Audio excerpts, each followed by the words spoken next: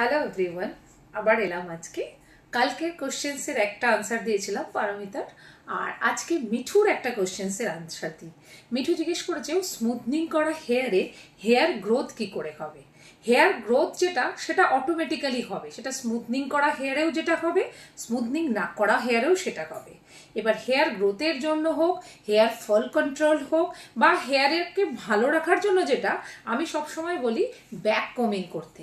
Back কমিংয়ের best time হচ্ছে সকালবেলা ঘুম থেকে উঠে।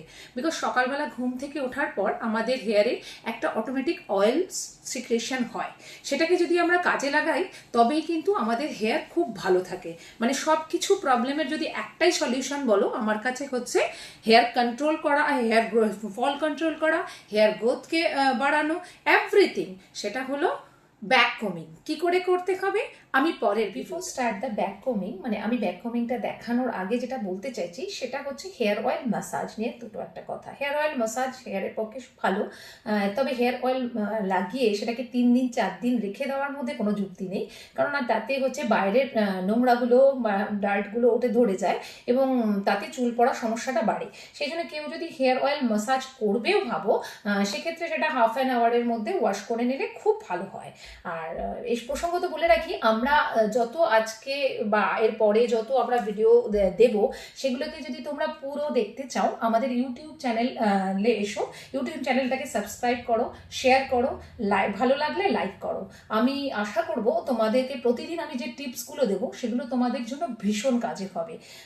দেখো, যদি ভালো লাগে নিশ্চয়ই শেয়ার করো, আর ভালো লাগবে। তো আমি আজকে একটা দেখো সিম্পল কম নিয়েছি, তোমরা যে কোনো ধরনের কম নিতে পারো। সেটা যেটা করতে হবে, সকালবেলা ফার্স্টে আমরা যেরকম কম করি সেটা দিয়ে ট্যাঙ্গেলগুলোকে ছাড়িয়ে নেব। দেন ডাউনের দিকে হেড করে পুরো হেয়ারটাকে ব্যাক থেকে ব্রাশ করো।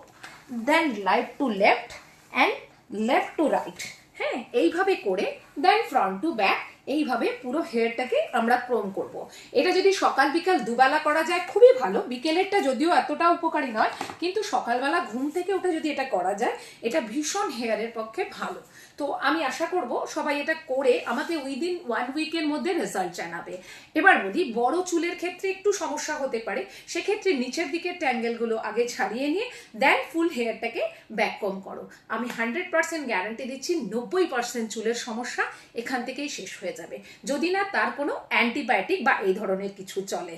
তো করো। প্রসঙ্গত বলে রাখি, যাদের মেজর ইস্যু আছে, কোনো অপারেশন হয়েছে কিংবা পিরিয়ডিক সমস্যা আছে, ড্যান্ড্রফের সমস্যা আছে, কিংবা থাইরয়েডের প্রবলেম আছে, সেক্ষেত্রে কিন্তু এই ট্রিকটা অত কাজ করবে না, এটা পরিষ্কার বলে রাখি। বিকজ এগুলো মেজর ইস্যু, এগুলো ডক্টর দেখিয়ে ডক্টরের প্রেসক্রিপশনে করতে হবে।